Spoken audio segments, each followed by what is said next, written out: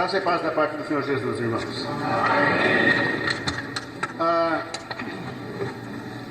Eu queria, antes de mais nada, realmente agradecer a Deus pela oportunidade de estar com vocês e poder compartilhar um pouco desse aprendizado que foi estudar essa matéria para trazer para cá. Quero agradecer também aos irmãos que organizaram, que têm trabalhado tão valorosamente para a realização desse encontro, porque eles não só me convidaram, me deram a oportunidade de estar aqui, mas também me deram a oportunidade de aprender. E uma coisa que eu sempre digo é que quando você precisa passar uma informação, primeiro privilegiado é você quem aprende realmente com aquilo que você está preparando. Vocês vão receber uma parte do que eu consegui assimilar desse material, mas eu posso garantir para vocês que eu aprendi muito mais do que eu vou conseguir passar. Também quero agradecer a vocês pela paciência de me ouvir. Quem já assistiu a aula comigo, acho que você já assistiu a aula comigo, mas alguém já assistiu a aula comigo ou não? Tadinho de você. A Clarice também já teve chance, verdade. Eu sou, ao contrário do Aparecido, eu sou chato. E eu sou chato porque eu não gosto de dar aula sozinho. Mesmo porque, sentado entre vocês, tem muitos que já me ensinaram e me ensinam ainda hoje. E muitos que eu não conheço, que eu tenho aprendido a conhecer, que têm, até mesmo nesse assunto, uma bagagem muito maior do que a minha. Então eu também quero aprender. Então eu não vou dar essa aula sozinho. Vocês vão me ajudar. Então, os comentários estão abertos, as perguntas estão abertas. Isso não é uma pregação. Então vamos participar. Só vou pedir, obviamente, porque eu tenho um inimigo chamado relógio, com quem eu brigo sempre. É difícil eu conseguir ficar no tempo. Então, quando você fizer um comentário, procure ser objetivo, vamos ficar dentro do tema, né? Para a gente poder aproveitar bem o tempo que nós temos. E também gostaria de pedir que você não se surpreenda se eu falar poucas vezes no nome de Jesus. Ele é meu Senhor e Mestre, como é de cada um de vocês. Amém? Mas nós precisamos lembrar que quando nós oramos a Deus, oramos ao Pai. E Jesus é o nosso canal de comunicação com Deus. Então, por favor, não pensem que eu não sou submisso ou que eu não valorizo. Pelo contrário, vamos procurar ser objetivos quanto a esse foco. Nossa oração é a Deus. Também, falando do enfoque, esse tema da restauração, certamente ele é necessário, fundamental que nós estejamos passando sempre por ele. E nada melhor do que realmente usar esses dois livros que Lucas escreveu, tanto o Evangelho como o livro de Atos, que é o início da igreja, onde todas as informações chegaram diretamente de Jesus Cristo, ou através do seu Espírito que habitou nos apóstolos primeiramente, hoje habita em nós, e que, portanto, é o melhor ponto de apoio, o melhor ponto de ancoragem que nós temos para aprender tudo o que precisamos a respeito dessa restauração, inclusive a oração. Eu achei interessante na sabedoria dos irmãos que dividiram as palestras, porque eles puseram os jovens para falar de restauração e de repente põe eu, o Aparecido e o João para falar de maturidade. Eu acho que estão chamando a gente de velho. Tem a leve impressão. Mas nisso também é sabedoria. Bom, nós vamos trabalhar em cima de dois textos do livro de Atos, que estão aqui no nosso primeiro slide. Atos 4, versículos 23 a 31, e depois em Atos 12, versículos de 1 a 19. Fiquei muito contente quando olhei aqui na programação e vi que pela programação eu tenho 1 hora para falar. Isso é bom. Tomara que eu fique. Mas como eu não sou muito bom com horário, quando der meia hora, alguém levanta o braço, por favor, e me avisa. Porque aí... não deu ainda não, pera aí. Nem comecei, pô. Enfim, vamos lá. Vamos começar com a leitura dessa primeira passagem. Quem pode ler para nós? Atos 4, versículos 23 a 31. Muito obrigado. Qual é o cenário que nós temos aqui? É um cenário de grande estresse. Havia começado a igreja. Primeiros dias, Pedro e João vão ao templo e encontram na porta um homem paralítico. 40 anos paralítico. E no nome santo de Jesus, eles restauram a saúde desse homem. Eles não sabiam a confusão que eles estavam se metendo, porque as autoridades simplesmente não admitiam essa possibilidade. Como que esses homens se atrevem a fazer uma coisa dessa? E o resultado é que eles foram presos. Ficaram uma noite inteira na cadeia para no dia seguinte serem submetidos a um interrogatório. Eu diria um interrogatório, eu acho que foi mais uma chuva de acusações que eles receberam. E esse paralítico estava junto com eles. Ora, como é que você nega com argumentos um fato? Você não consegue fazer isso, porque o homem estava ali, de pé, restaurado. Tentaram tudo que era possível com eles, até o ponto de ver que não iam conseguir mantê-los presos, e por causa do povo, não podiam puni-los também. E o resultado disso é que eles são libertados. E assim que eles são libertados, então eles voltam para o convívio dos irmãos. E segue-se aí o texto que a irmã leu para a gente agora. Bom, falar de oração, você pode usar muitos elementos, muitos recursos para falar de oração. Eu preferi usar o elemento textual e trabalhar em cima do texto que nós lemos para tentar nos ajudar a elaborar ou imaginar o que seria uma oração madura. Vocês sabem quantas orações nós já fizemos desde o momento que nós chegamos aqui até agora? Alguém teve cuidado de contar? Se eu não errei, nós já fizemos cerca de 22 orações públicas. Isso sem contar nas orações individuais que cada um de nós já fez ao longo dessa estadia aqui. E quantas mais ainda faremos até o momento de retornarmos às nossas casas. A oração é uma ferramenta fundamental na vida do cristão. A oração ela é imprescindível e ela tem apenas um sentido, que é vertical. Nossas orações são todas voltadas a Deus. Ela tem um efeito lateral de influência com as pessoas que estão à nossa volta, mas nossa oração ela é direta a Deus. Opa, tem um teto sobre a nossa cabeça. O que é que nos garante que as nossas orações ultrapassaram esse teto e atingiram o seu objetivo? Correndo o risco de ser mal interpretado, eu diria que a oração é como uma flecha que vai direto ao coração de Deus. Mas alguém poderia dizer, pô, mas você vai matar Deus com essa oração? Não.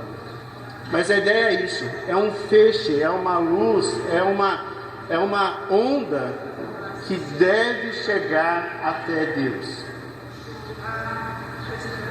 E como é que nós podemos garantir que essa oração que eu fiz lá no meu quarto, o que fizemos aqui, que ela atravessou esse teto e chegou a Deus? Nossa fé, tá bom? Pode ser. Alguém quer fazer mais algum comentário sobre isso? Nossa obediência, tá bom?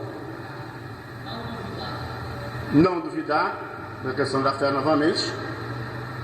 Pois não? Confiar. Tá vendo? Humildade. Olha, vocês falaram um monte de coisa que eu não escrevi aqui. Oi? Alguém falou, não ouvi. A fé, tá bom. Tá bom. Bom, eu extraí desse texto 4 pontos que eu resumi nessa, eu não vou dizer formulazinha, mas nessa. Oi? Sigla. Obrigado. Os universitários são sempre importantes nessas horas. Talvez se você levar isso contigo, isso possa te ajudar futuramente nas suas orações, nas suas reflexões, ou até mesmo para você ajudar outros menos maduros, como eu, a fortalecer nas suas orações. Alguém arrisca dizer quais são as palavras que estão simbolizadas por essas iniciais? Respeito, tá bom? Reconciliação, tá? Oi? Reverência, tá? Alguém falou integridade ou não? Rei. De certa forma, mas vamos lá. Mais alguém?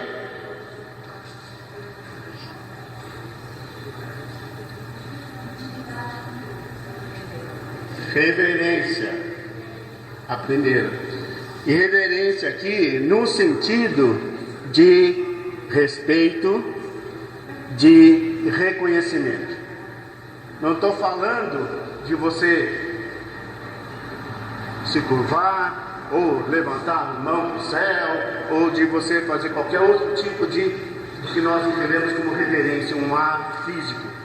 Mas essencialmente no fato de você reconhecer, de você respeitar a quem você está olhando. Envolvimento. Oi? Não? Tá comigo? Se vocês falarem paralelamente, eu vou achar que é comigo, tá? Então,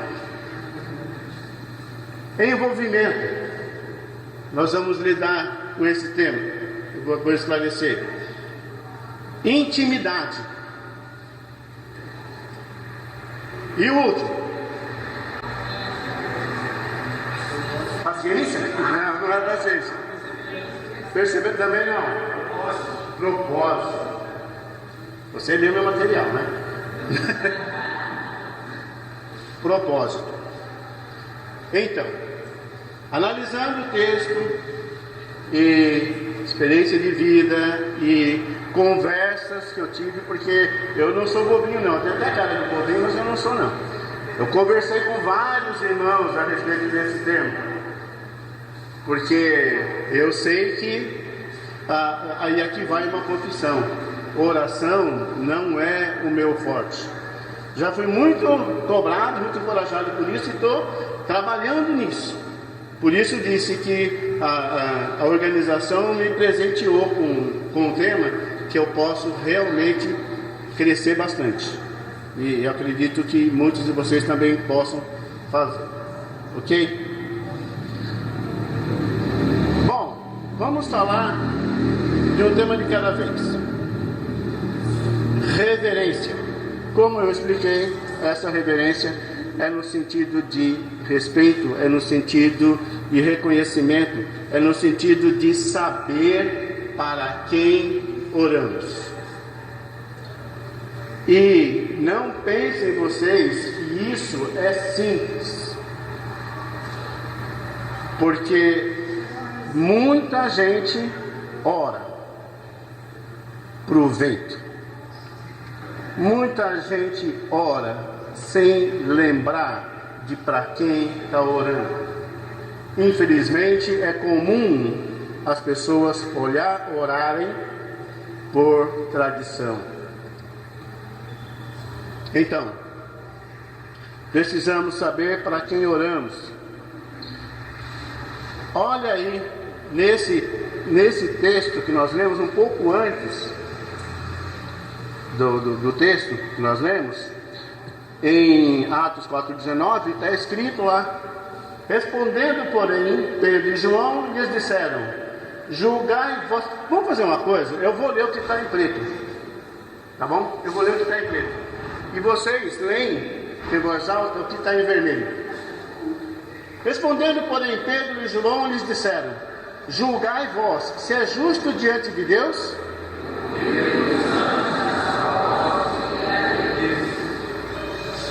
Será que esses homens sabiam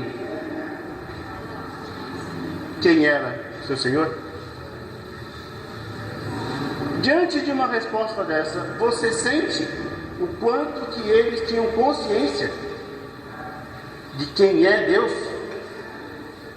Porque eu comentei que eles estavam vivendo um momento de estresse. Falamos ontem e vimos a dor, o sofrimento do Aparecido e da Iraci, relatando essa história no seu momento de adversidade. Agora, esses homens que eram homens simples, que fizeram uma bondade, eles estão presos e estão sendo acusados pelas autoridades, por aqueles a quem eles respeitavam, toda a sociedade respeitava, de serem criminosos. Estarem sendo tratados como criminosos. Olha o estresse que eles estão vivendo. Você está diante, você parou seu carro por qualquer problema e encostou a volta do seu lado. Desce aquele monte me perdoem aí os ex-policiais, sem ofensa, mas desce aquele monte de troglodita, de metralhadora na mão. Desce lá para trás do carro agora. Como é que você fica? Você não fez nada de errado. Você parou seu carro por qualquer motivo. Eles estavam nessa situação, diante das autoridades do povo, das autoridades religiosas, que tinham na sua mão o poder de apedrejá-los, de mandar matar. E os caras estão dizendo: não fala mais de Jesus, tá bom? O que você faria? O que eu faria? Deixa eu fazer um comentário que eu fiz no começo. Eu uso muito o você, mas tenho misericórdia. Quando eu falo você, eu estou falando de nós, tá bom? Eu me incluo nesse rol também, tá? Que de repente alguém me falou uma vez: não, parece que você está falando que todo mundo está errado, só você está certo. Não, eu sou você também. Mas, não? Tá bom. Você tem suas encrencas lá, né? Tá certo. Mas enfim, o que você faz? Aí o Pedro e João: peraí, você quer que eu obedeça a você, desobedeça a Deus?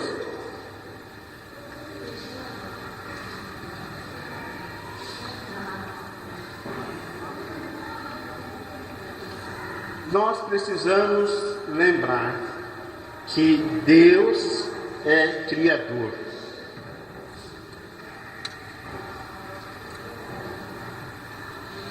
Quando nós estamos, especialmente em situações de adversidade, de estresse, de uma grande dificuldade, a gente vê naquela bancada do Chapolin Colorado, né? E agora? Quem poderá me defender? E nós sabemos que tem coisas que não estão nas nossas mãos. Se você tem uma pessoa querida sua no hospital, doente, e os médicos já não sabem o que fazer. Se você tem uma dívida que não era sua, mas acabou caindo no seu nome, e você precisa resolver essa situação, o que eu vou fazer? Eu não tenho recurso, eu não tenho dinheiro. Se você tem um trauma de família, um problema emocional com um parente seu, como o que apareceu no relatório para a gente ontem, o que eu faço? Nós precisamos lembrar que Deus é Criador, Senhor do céu e da terra, e de tudo que Ele diz, exatamente o que eles disseram na sua oração. Vamos lá de novo. Eu leio preto, tá? E ouvindo eles isto, unânimes levantaram a voz e disseram: Senhor, tu és.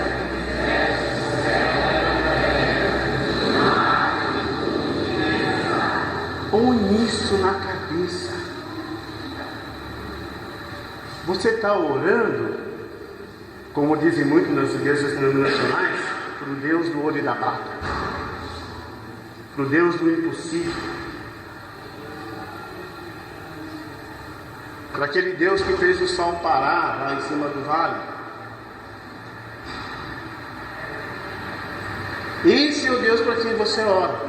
E se você e eu orarmos sem essa consciência, nosso pedido vai ficar só no campo da angústia.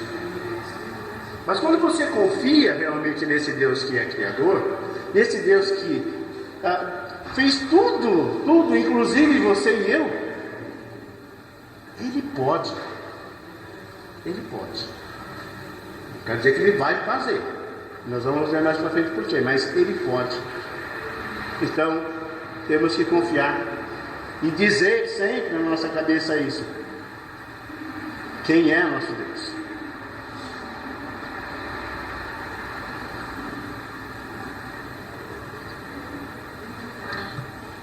Em Salmos 18:31 diz lá: porque quem é Deus senão o Senhor, e quem é rochedo senão o nosso Deus? Ele é único e é poderoso. Em Isaías 43:13 diz: eu sou Deus, agindo eu, quem impedirá? Quem pode se opor à vontade de Deus? Se Ele resolver que a sua vida vai dar uma guinada, Ele vai fazer isso, tanto para cima como para baixo.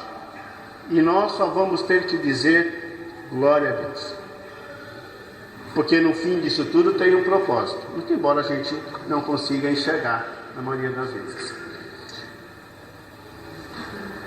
O próprio Jesus, em João capítulo 15, versículo 5, vai afirmar: sem mim nada podeis fazer. E sabemos que isso é verdade, porque nossas orações atravessam o teto, porque a gente ora no nome dele. E é Ele quem conduz nossa oração até Deus.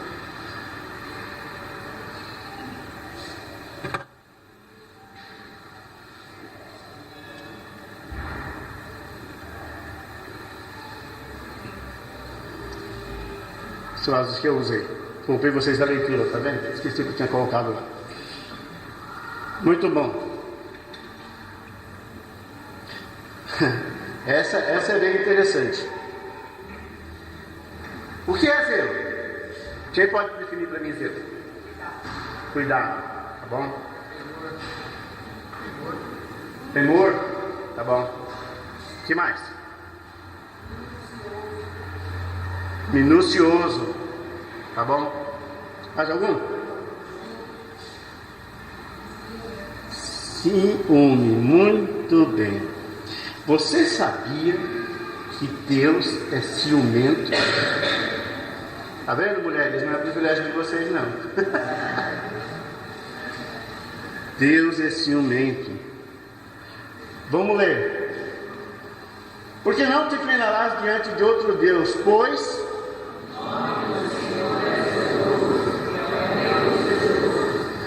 sabe que isso está dizendo?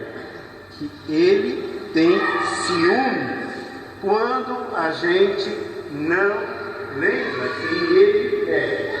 Quando a gente não ora ou não lembra que é para ele que nós estamos orando. Agora vocês vão dizer assim: peraí, Santana, nós estamos no século 21, somos todos cristãos, nós só oramos para Deus.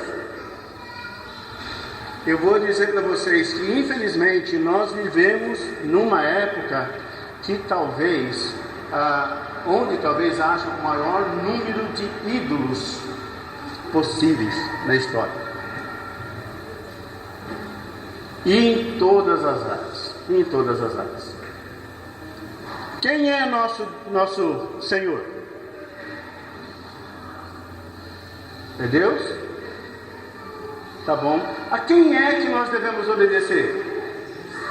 Não ouvi? Muito bom. Durante as eleições que passaram, eu vi com muita tristeza, em postagens, especialmente no Facebook, muitos de nós, cristãos, discutindo, brigando, falando e até bloqueando outros irmãos pelo simples fato de que ele não ia votar no mesmo candidato que eu.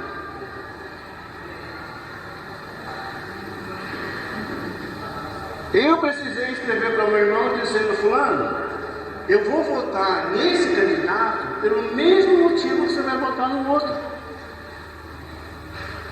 Porque ele estava bombardeando o meu WhatsApp com um monte de indiretas e acusações, apontando os erros do candidato em que eu queria votar. Mas o que Deus nos ensina, em Romanos capítulo 13, por exemplo, é que nós devemos orar a favor das nossas autoridades. Se é aquele que eu gosto ou se é o outro. Tá certo? E afinal de contas, quem é que está no poder? É Deus. E eu vou me dispor com você, e eu vou me dispor com a palavra de Deus, porque eu acho que fulano é melhor que ciclano. Nós temos ídolos no mundo denominacional. Uns constroem templos, outros usam chapéu. Uns andam de helicóptero, outros são estrelas da TV. E as pessoas adoram esses ídolos, esses homens. Agora, dá uma olhada nessa próxima passagem.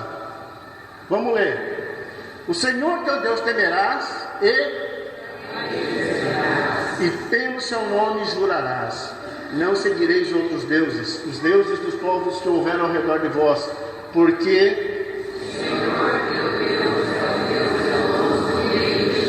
para que a ira do Senhor teu Deus não se acenda contra ti e te destrua de sobre a face da terra. Você crê nisso?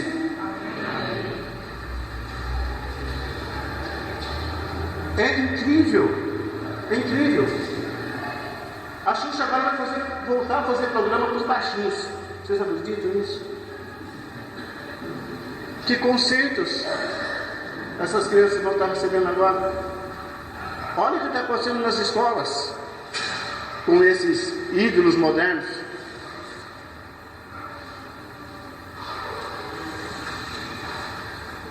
Nós temos um Deus zeloso.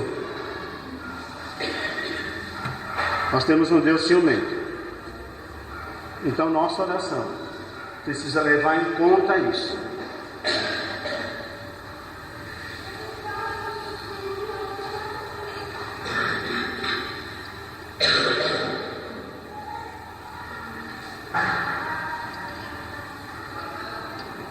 Temos que lembrar, reconhecer, reverenciar a Deus como Pai. E eu estou cercado de pais e mães. E eu tenho visto o esforço de pais e mães com seus filhos ao longo desses dias. Eu mesmo já tive a minha fase de correr atrás dos meus. Graças a Deus agora estão todos grandes. Já não precisam mais dos cuidados que precisavam antes. Mas assim como muitos de vocês estão fazendo hoje, eu também já fiz. E não sou o único. Há outros aqui que já passaram por essa fase. Porque é um período difícil para as crianças e para os pais. Mas temos que lembrar que Deus é Pai. E assim como nós cuidamos e nos preocupamos e gastamos nossa saúde, nosso dinheiro, nosso tempo, nossa cabeça, pensando nos nossos filhos, assim também é o nosso Deus. Por que não recebestes o espírito de escravidão, para outra vez estardes em temor, mas recebestes o espírito de... Gente, está fraco, o almoço é daqui a pouco, vamos lá. Mas recebestes o espírito de... pelo qual clamamos. Eu vou ser honesto com vocês. Ouvi um irmão orando no CRE uma vez, e ele chamou, na oração, ele chamou Deus de paizinho. Nossa, quase que eu tive um treco. Porque na verdade, Abba quer dizer paizinho. Não sei se é porque eu já estou mais maduro, eu não sei se estou muito chato, mas eu tenho problema em chamar o Senhor Todo-Poderoso de paizinho. Mas Ele é paizinho. Ele é aquele que você, guardadas as devidas proporções, por favor, não vamos fazer o que as denominações fazem por aí, de tratar Deus como se fosse alguém da turma. Mas você pode colocar sua cabeça no colo do paizinho. Você pode chorar. Você pode pedir, você pode se humilhar diante dele. Porque ele entende, ele conhece cada um de nós. Sabe das nossas aflições. Mas guarda as devidas proporções. Lembra, nós somos adotados como filhos de Deus. Isso é uma honra que os ídolos que nós não, os ídolos que o mundo adora não tem. Isso é um privilégio, ser chamado filho de Deus. Como diz a frase do caminhão, né? Os caminhoneiros que estão aí sabem bem, né? Não sou dono do mundo, mas sou filho do dono. Sou filho do dono do mundo.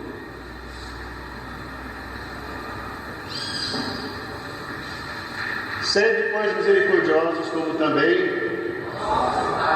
é misericordioso. Quando a gente peca e a gente está pesado, e a gente tem um irmão novo convertido lá no Ipiranga, ele me escreveu via WhatsApp justificando a sua ausência no culto e confessando: olha, irmão, eu cometi um pecado, eu fiz isso, eu estou muito mal com isso, por isso eu não fui, eu não podia tomar a ceia na condição que eu estava e que ainda estou. Eu já orei, eu já pedi perdão, mas eu ainda estou pesado com isso. Você já se sentiu assim? Já teve um momento que você olhou e falou: puxa vida, pensar que Jesus morreu por mim, e eu fazendo uma bobagem dessa, premeditadamente ou não, às vezes foi até sem querer, mas olha o que eu fiz.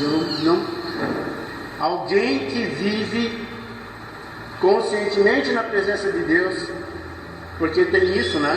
Nós não entramos na presença de Deus, nós estamos na presença de Deus 24 horas do nosso dia. Uma parte desse tempo nós dormimos, mas Deus não dorme, Ele está lá. Então nessas horas precisamos lembrar que Deus é misericordioso. Eu não preciso temer chegar na presença dele. Eu não preciso me esconder no meu pecado. Eu posso ir lá e dizer: ó, Pai, fiz de novo. O Senhor sabe que eu não quero, mas eu fiz de novo. Me perdoa. Imagina o sorriso na face dele.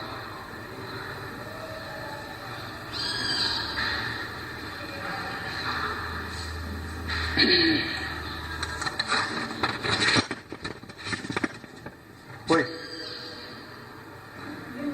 5 minutos para meia hora, né? Ah, bom. Que susto. Obrigado.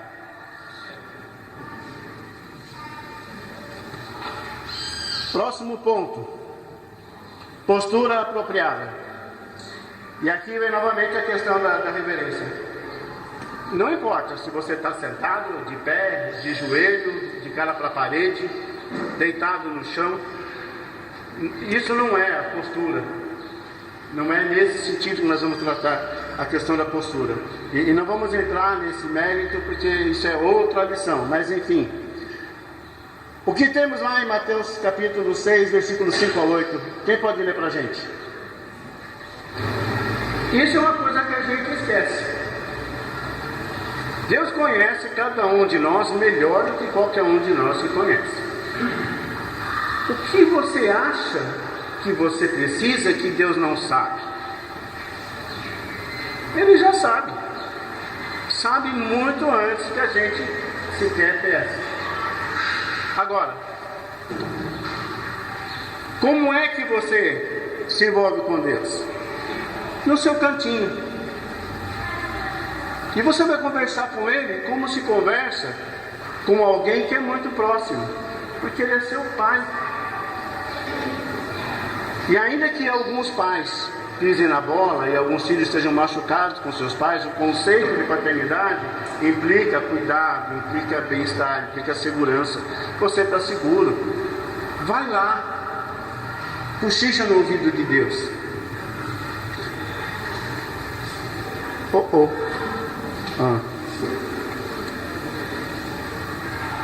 Não precisa preparar um discurso, não precisa escolher palavras bonitas. No seu não, né? Esse negócio aqui. Não precisa ficar se repetindo. Ele sabe. Seja você, seja espontâneo.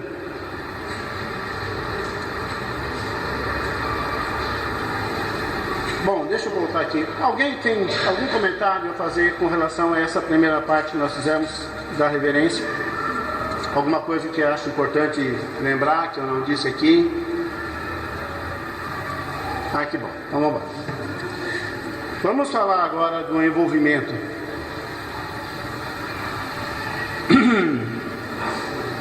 Voltando ao nosso texto, um pouquinho antes ainda dessa passagem que nós lemos. Vamos ler. Então eles, vendo a ousadia de Pedro e João e informados de que eram homens sem letras e indoutos, maravilharam-se e reconheceram que honra. Alguém já perguntou para você: você é crente? Tem gente que se ofende com uma pergunta dessa. Eu fico muito contente quando alguém me pergunta: sabe por quê? Porque tem uma coisa em você que os outros não têm. Tem alguma coisa em você que as pessoas não enxergam nos outros. E justamente o que eles estão enxergando é o fato de você ter estado com Jesus, ou de você andar com Jesus. Da sua transparência, da sua humildade, do seu tom de voz, alguma coisa em você, alguma coisa que só Jesus pode dar, está viva em você. E as autoridades, vendo a postura daqueles homens, que em outra situação estariam acuados, com medo e fazendo qualquer coisa que eles pedissem para não correr risco, eles reconheceram: não, esses homens estiveram com Jesus. Eles estavam envolvidos com Jesus. Como é que nós nos envolvemos com Jesus? Conversando ontem num grupo, o irmão falou assim, nós não podemos dizer que a gente testemunhou Jesus porque nós não vimos Jesus. E aí eu disse, não, mas nós podemos testemunhar sim Jesus. Porque nós nos envolvemos com Jesus através da sua palavra. Vamos lá.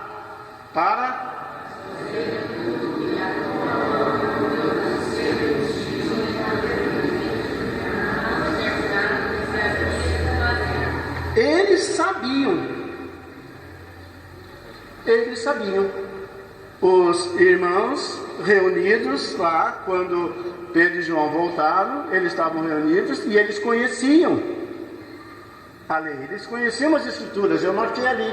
Isso é citado em Atos 2:23 e também está lá em Salmo 22:18, onde se diz na natureza predeterminada da morte de Cristo. Então, eles estavam envolvidos com a palavra. Sua oração será eficaz quando você estiver envolvido com a palavra de Deus. Sabe por quê? Porque você passa a conhecer esse Deus a quem você ora. Se você precisa de dinheiro emprestado e vier pedir para mim, você não me conhece. Porque além de não ter dinheiro, eu comentava outro dia com o Godivino, eu sou mão de vaca, sou pão duro. Eu não tenho, mas quando eu tenho, olha, para tirar dinheiro de mim, o resto do dia. Tá? Mas você precisa conhecer o seu Deus. Você precisa conhecer. Como é que você vai fazer a vontade de alguém que você não conhece? Alguém que você não tem intimidade, você não se envolve?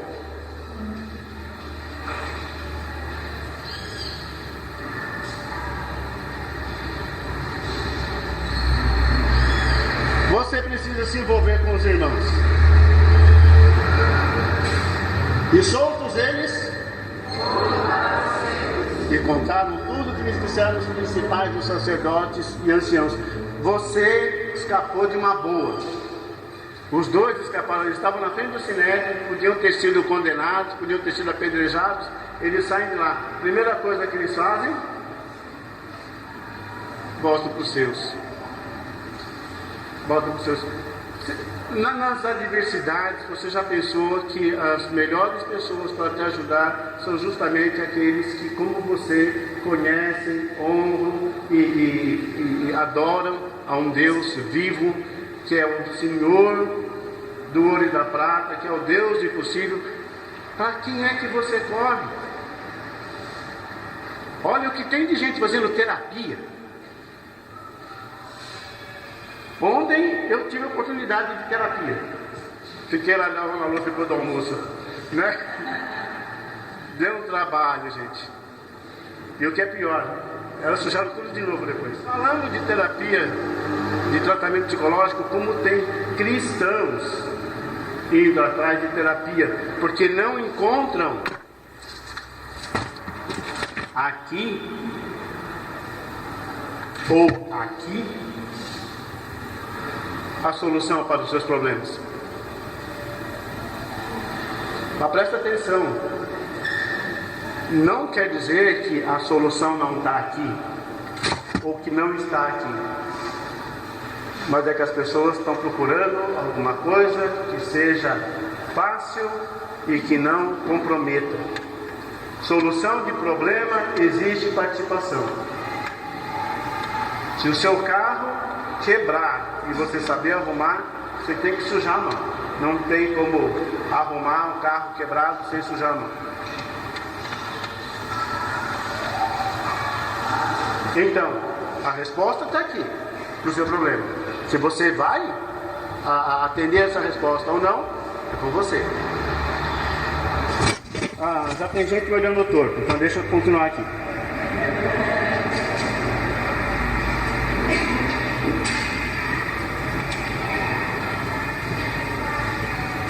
Você precisa se comprometer. Acho que eu passei um. Deixa eu ver. Tá. Entendi.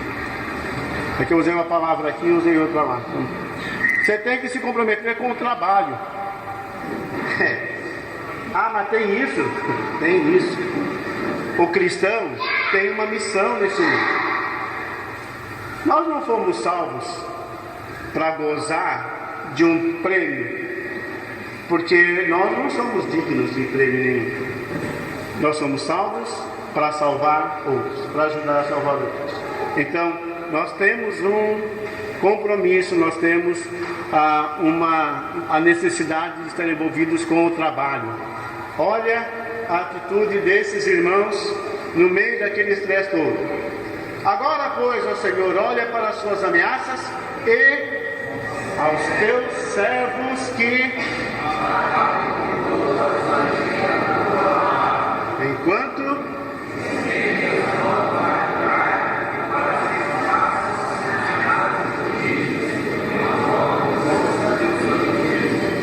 amém. Olha, concede, permite, oferece aos teus servos que falem com todo. Por que eles não pediram? Olha, concede que o imperador esqueça a gente, que não enxergue mais a nós.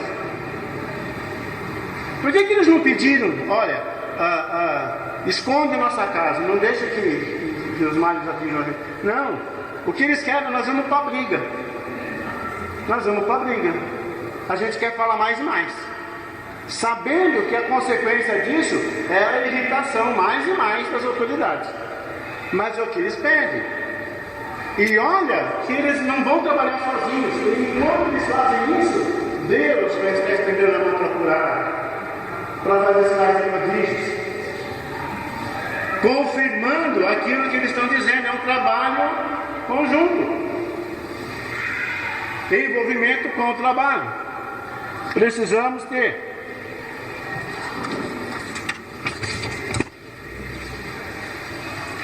Ok?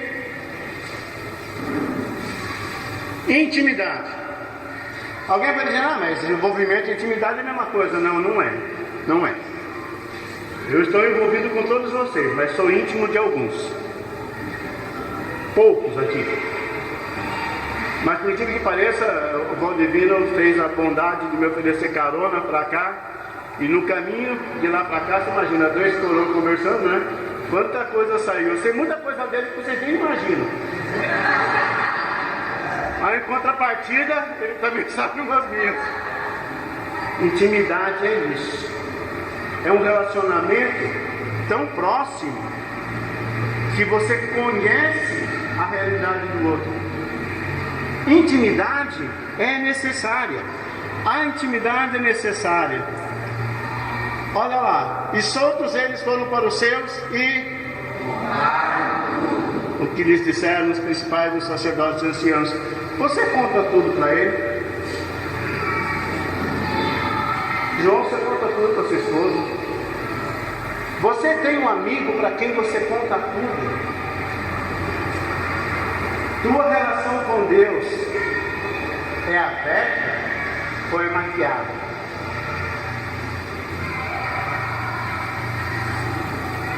Intimidade, ela é necessária. Com os irmãos. Costuma-se dizer que nós devemos amar todos, mas não precisamos gostar de todo mundo. Porque tem gente que, eu sou corintiano, uns palmeirenses aí que não suportam vir do Corinthians, tanto que é difícil falar com eles de futebol. Mas nós somos uma família, né? E nós precisamos ter essa intimidade. Nos grupos agora, nós ouvimos relatos de irmãos com problemas que a gente não faz nem ideia. Eu já sabia um pouco da história do Aparecido de Araci, mas ontem ele me fez chorar. E olha que eu sou um macho não chora. Mas o fato é que essa intimidade é necessária. Eu também estou passando por momentos difíceis na minha vida, alguns sabem. Mas eu não vou ficar chorando para todo mundo meus problemas. Mas é preciso ter intimidade. Para isso nós somos família.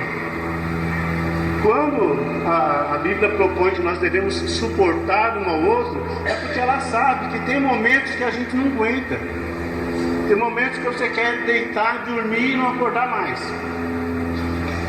Mas é a hora que você precisa ter alguém que pode chamar você de volta, te pôr de pé e dizer: irmão, vamos em frente.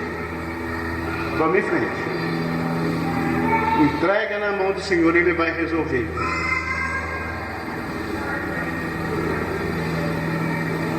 E ouvindo eles isto,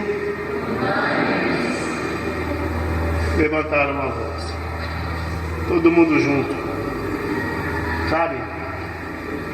Pedro e João que estavam presos, mas todo mundo junto tratou de orar a Deus. Quanto família. E obviamente temos que ser íntimos de Deus. E novamente, íntimos, respeitadas as devidas proporções. Lembre-se, Deus é Pai, mas Ele também é Senhor. Ele é amor, mas Ele também é justiça. Não vem com aquela conversinha mole: pai, eu fiz errado, o senhor sabe que eu não queria fazer, mas aconteceu, você me perdoa? Se liga, né? Pô, cara de pau. E a gente tem tendência de fazer isso. A gente faz isso entre nós. E a gente acaba fazendo com Deus também. Só que a gente esquece que Ele é Deus, né? Ele sabe. Não adianta fantasiar. E nós vamos chegar a Ele através de Jesus, que viveu neste mundo e sabe exatamente o que é que a gente passa. Ele sentiu na carne e sentiu mais do que nós. E tendo eles orado, moveu-se o lugar em que estavam reunidos e não somente eles estavam íntimos entre si, mas Deus participa dessa intimidade, porque o Espírito dele enche a igreja. Amém? Durante a Páscoa, Herodes Agripa resolveu marcar um ponto com as autoridades judaicas e acabou assassinando Tiago, irmão de João. E não contente, prendeu Pedro também. E na cabeça dele era guardar Pedro para fazer uma audiência pública, fazer um showzinho lá e aí mandar também assassinar Pedro. No meio da noite, o Senhor interfere nos planos dele, manda um anjo lá e segue-se a leitura que o nosso irmão fez para a gente. Ora hoje.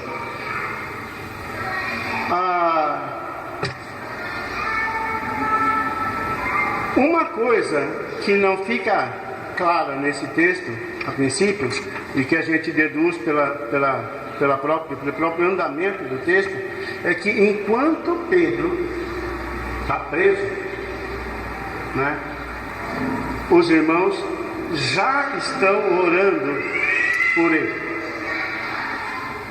Quando ele chega lá, eles ainda estão orando por ele. A igreja está participando desse sofrimento, dessa prisão do Pedro, sabendo qual é o destino dele, porque Tiago já foi sacrificado, Tiago já foi martirizado, e não vai ser diferente com Pedro. Quando Pedro chega na porta, nem a igreja acredita. Até uma historinha rápida. Cadê o nome do relógio? Está lá atrás. Olha, mas tem uma cidadezinha no interior e se instalou nessa cidade um alambique. E a igreja próxima do local ficou muito incomodada com aquilo, porque estava levando todo mundo para bebedeiro, inclusive alguns irmãos deixando a comunhão por causa do tal alambique, por causa da tal fábrica de cachaça. E a igreja começou a orar para que Deus intervisse naquilo e de alguma forma livrasse a cidade do problema. Passado algum tempo, houve uma tempestade, um raio atingiu o alambique, a fábrica de bebida, e ela incendiou-se, até não sobrar nada. Os donos da empresa, vendo o prejuízo, resolveu processar a igreja, porque a igreja tinha orado para Deus destruir a fábrica de bebida. Então que a igreja arque com prejuízo. Sabe o que aconteceu? A igreja entrou com um advogado para dizer que não, nós não pedimos isso não. Aí o juiz, na hora de julgar, falou: olha, é a primeira vez que eu vejo ateus apontando, declarando o poder de Deus, e a igreja negando.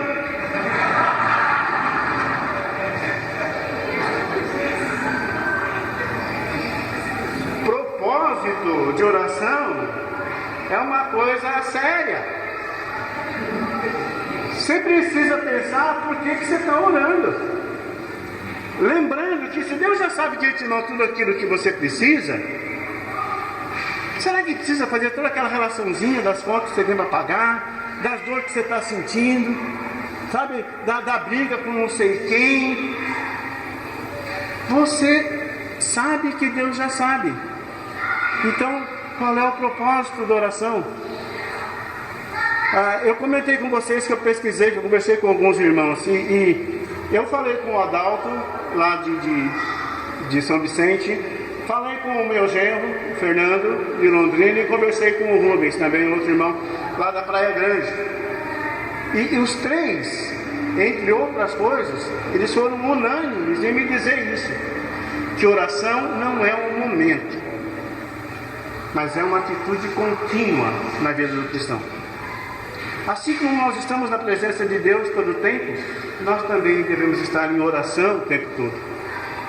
Por causa do envolvimento, por causa da intimidade, por causa do reconhecimento de quem é que recebe nossa oração. Uma oração madura, portanto, não é uma oração feita de propósitos mesquinhos ou de coisas vãs, que a gente sabe que são passageiras, que vão ficar por aqui. Então, propósito de oração: compartilhar vida e unidade. Pedro, pois, era guardado na prisão, mas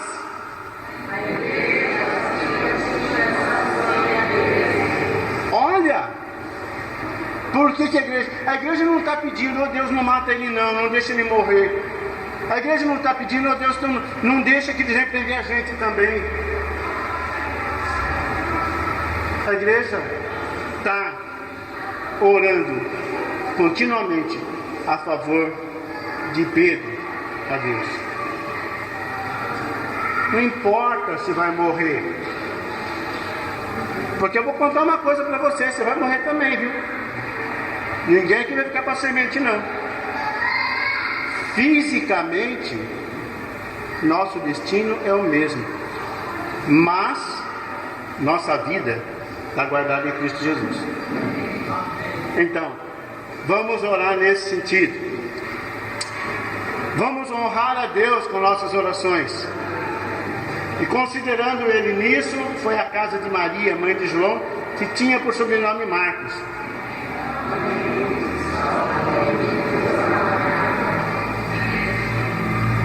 Ele sabia que eles estavam orando. Ele foi lá para dizer: irmãos, Deus ouviu as nossas preces.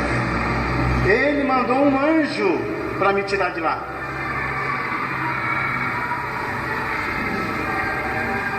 Depois de orar, pedir a Deus, receber a bênção, você lembrou de mais uma vez dobrar seus joelhos e agradecer a Deus pelo atendimento da sua oração? Você para para pensar que Deus gostaria de ouvir você dizer: obrigado, Pai? Você parou para imaginar que Deus gostaria que você compartilhasse essa vitória com a igreja, com as pessoas que estão à sua volta?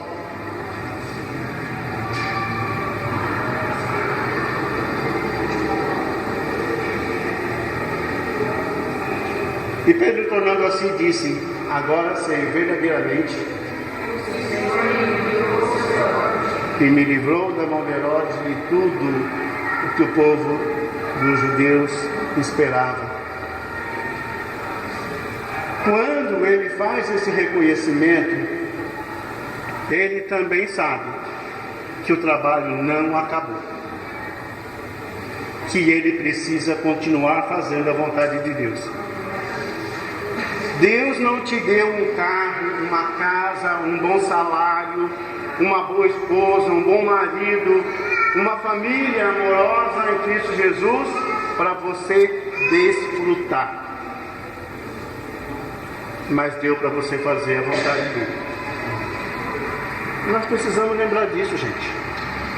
Nós precisamos lembrar que nós estamos envolvidos num círculo em que todo mundo tem participação. Deus, os irmãos e eu. Então que as nossas orações sejam voltadas nesse sentido. Bom, vou encerrar dizendo o seguinte: há uma parte desse trabalho que eu não fiz, e não fiz propositadamente, que tem a ver com as respostas à oração. E eu não fiz porque esse é outro estudo grande. Quando você começa a pensar em resposta de oração, por causa até das muitas influências e dos muitos conhecimentos variados que todos nós temos.